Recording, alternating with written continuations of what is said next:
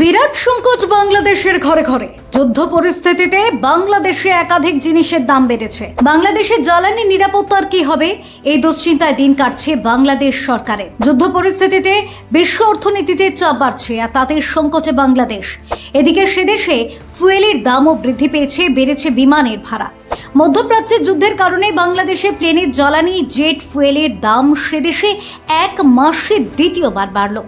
মাসের শুরুতে লিটারে বেড়েছিল 17 টাকা, এবার বেড়েছে 90 টাকা।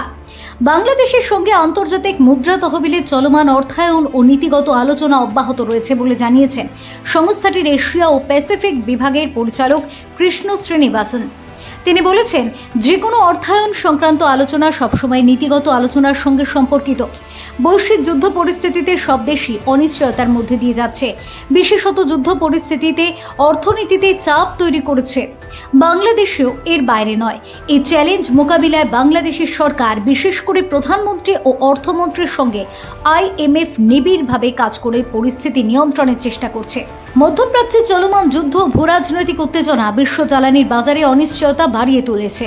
মধ্যপ্রাচ্য দীর্ঘদিন ধরেই বৈশ্বিক জ্বালানি সরবরাহের প্রধান কেন্দ্র।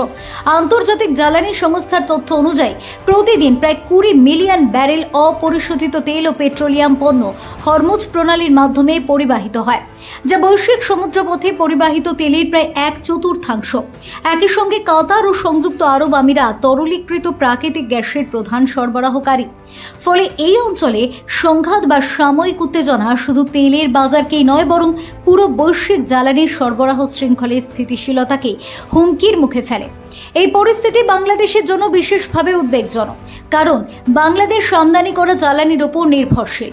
বিদ্যুৎ উৎপাদন, শিল্প, পরিবহন ও কৃষি সব ক্ষেত্রেই মধ্যপ্রাচ্য থেকে আমদানি করা অপরিশোধিত ও পরিশোধিত তেল এবং LNGর ওপর নির্ভরতা অত্যন্ত বেশি। ফলে এই অঞ্চলে দীর্ঘস্থায়ী সংঘাত বাংলাদেশের জ্বালানি নিরাপত্তাকে মারাত্মকভাবে ক্ষতিগ্রস্ত করতে পারে। বৈদেশিক মুদ্রার রিজার্ভে চাপ সৃষ্টি করতে পারে, মূল্যস্ফীতি বাড়াতে পারে এবং দীর্ঘমেয়াদে অর্থনৈতিক স্থিতিশীলতাকে হুমকির মুখে ফেলতে পারে। যুদ্ধ পরিস্থিতির মুখে দাঁড়িয়ে বাংলাদেশ সরকার যে অত্যন্ত চাপের মুখে রয়েছে তা বলাই বাহুল্য। Bureau report, talk to time.